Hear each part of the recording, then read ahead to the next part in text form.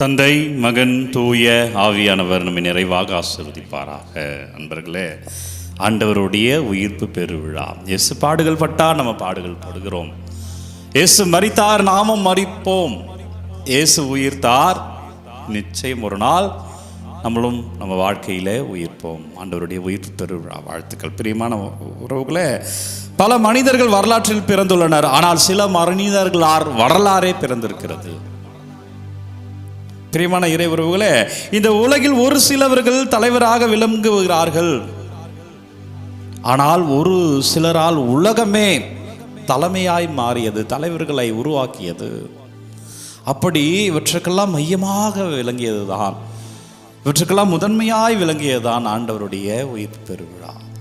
இந்த உயிர்ப்பு விழாவை நாம் ஒவ்வொரு வருடமும் கொண்டாட காரணம், இயேசு அன்று உயிர் தெழுந்தார் என்பதல்ல, ஒவ்வொரு நாளுமே இயேசு நம்மில உயிர்க்க வேண்டும் என்று.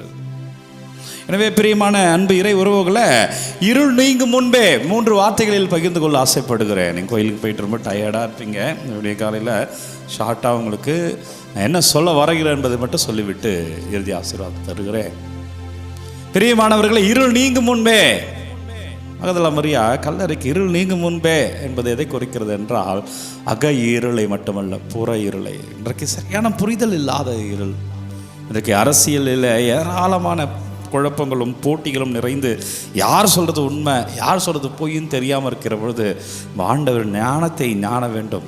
அந்த அக இருள் வாழ்க்கையில் ஒரு தெளிவு பிறக்க வேண்டும் அன்பர்கள். இன்றைக்கு நம்ம இருளோடு தான் இருக்கிறோம். அது நீங்க வேண்டும் அன்பர்களே. அதுக்கு தான் கோயிலுக்கு வாங்க. ஆண்டவர் மட்டும் தான் விடுதலை தர முடியும். இன்றைக்கு நடைபெறுகிற போர்களும் நான் என்ற அகந்தை தான் அந்த போர் இல்லையா? அமெரிக்கா ஈரான் போர், அமெரிக்கா இஸ்ரேலோடு நடத்துகிற ஈரானோட போர் எதை குறிக்கிறது? நான் என்ற அகந்தை, நான் என்ற ப்ரூவ் பண்ணணும் என்பதை குறிக்கிறது. அது இந்த இருள் நீங்க வேண்டும் நண்பர்களே. கற்கள் அகற்றப்பட்டிருப்பதை பார்த்தார்கள். 2வது, இயேசுனுடைய கல்லறையிலே ஒரு பெரிய பாறாங்கல் மூடி இருக்கிறது.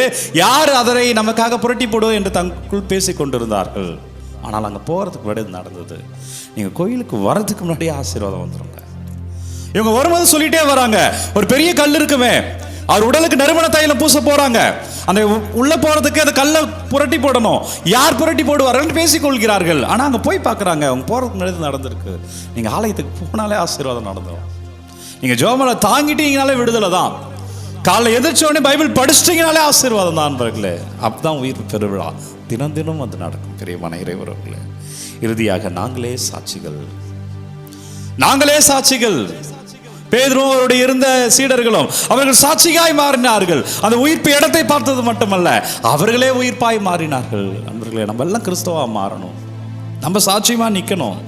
அவர் உயிர்த்தார் என்றால் நாம நம்மளுடைய பிரச்சனையிலிருந்து உயிர்க்கணும், நம்மளுடைய இயலாமையிலிருந்து உயிர்க்கணும், நம்ம பயத்திலிருந்து உயிர்க்கணும், நம்ம எதெல்லாம் குற்ற உணர்வோடு இருக்கிறோமோ அதிலிருந்து நம்ம உயிர்க்கணும், பாவ சகித்திரம் பெற்று. எனவே நம்மளுடைய வாழ்வில் உள்ள தேவையற்றவைகளை நம்ம உயிர்க்கணும் நண்பர்களே. அதுதான் இன்றைக்கு ஆண்டவர் உயிர்ப்பு பெருவிழா. இந்த உயிர்ப்பு பெருவிழா 40 நாள் என்னெல்லாம் ஜெபம் பண்ணிட்டு இருந்தீங்களோ, இதெல்லாம் மாறணும்னு வேணுங்களோ, இது அவர் உயிர்த்து விட்டால் நீங்கள் வாழ்வீர்கள். எதற்காகலாம் நீங்கள் உண்ணா நோம்பு இருந்து ஜெபித்தீர்களோ பிரியமான பிள்ளைகளை, இதோ ஆண்டவர் உயிர்த்து விட்டார், வாழ்வீர்கள். எனவே இந்த வாழ்க்கை மாற்றம் இருக்கக்கூடாது. இவ்வளோ நாள் நான் இப்படி நோம்பு இருந்தேன், இப்படி இருந்தேன், இனிமேல் நான் இப்படி குடிப்பேன், நான் இனிமேல் சிகரெட் பிடிப்பேன், நான் இனிமேல் தவறான பழக்க வழக்கத்தில் இருப்பேன், தவறான வேலைகளை பார்ப்பேன், தவறானதை பார்ப்பேன். இல்லை, அப்போ 40 நாளுக்கு அடையாளம் இல்லை, அர்த்தமற்றதா போயிடும். நான் இனிமேல் இப்படி வாழ்வேன், ஆண்டவருக்கு சாட்சியமா நான் வாழ்வேன். இந்த காணொலி பார்த்திருக்க எனக்கு பிரியமான மகனே, நான் சாட்சியமா இன்னைக்கு மாறுவேன் ஃபாதர் சொல்லுங்க. இந்த ஆராதனையில், ஆண்டவரே நான் சாட்சியமா இருப்பேன் ஃபாதர், ஆண்டவரே இருப்பேன் ஆண்டவரே சொல்லுங்க. ஆண்டவர் வாக்கு கொடுங்க. அப்பா நீங்க என்ன ஆசீர்வாதத்திருக்கிறீங்க, அப்பா நீங்க என்ன தொட்டு இருக்கிறீங்க, நான் அபிஷேகமா இருப்பேன் என்று ஒப்பு கொடுங்க. வல்லமையான இறைவன் உங்களை ஆசீர்வதிப்பார்.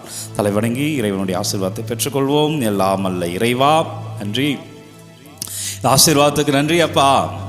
உயிர் தாண்டவரே, ஒவ்வொரு பிள்ளைகள் வாழ்க்கையில் பிரச்சனைகள் உயிர்க்கப்படுவதாக, பிள்ளைகளுடைய கவலைகள், கஷ்டங்கள், பிள்ளைகள் விடுதலை அடைவார்களாக.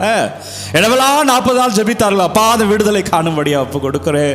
அந்த பிள்ளைகள் ஆசீர்வாதத்தை காணும்படியா ஒப்பு கொடுக்கிறேன். அந்த பிள்ளைகள் சாட்சியுமா இதே ஆராதனையில், இதே யூடியூப் சேனல்ல அந்த பிள்ளைகள் சாட்சி சொல்லட்டும். அவர் ஆலயங்களுக்கு சென்று சாட்சி சொல்லும்படியா ஒப்பு கொடுக்கிறேன். அப்பா நன்றி ஆண்டவரே, நற்கரணை ஆண்டவர் நன்றி. ஓ வல்லவரே நன்றி, நல்லவரே நன்றி. அப்பா ஆசீர்வதிங்க, அப்பா வழி நடத்துங்க. வல்லமையான இறைவன் ஆசீர்வதிப்பாராக. எல்லாம் வல்ல இறைவனுடைய ஆசீர்வாதத்தை பெற இயேசு கிறிஸ்துவின் பெயரால் தந்தை, மகன், தூய ஆவியார் நம்மை நிறைவாக ஆசீர்வதிப்பாராக.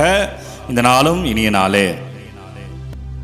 அன்பர்களே, மீண்டும் ஒரு முறை இந்த விடியற் காலை 3 மணி ஆராதனை வழங்கி கொண்டிருக்கிறோம். ஒவ்வொரு நாளும் வழங்கி கொண்டிருக்கோம். யாருக்கு தேவை நினைக்கிறோ அவங்களோட பகிர்ந்து கொள்ளுங்க. Happy Easter. உங்கள் அனைவருக்கும் உயிர் பெருவிழா வாழ்த்துக்கள். கஷ்டம் எல்லாம் மாறுதுங்க, சந்தோஷமாக இருங்க.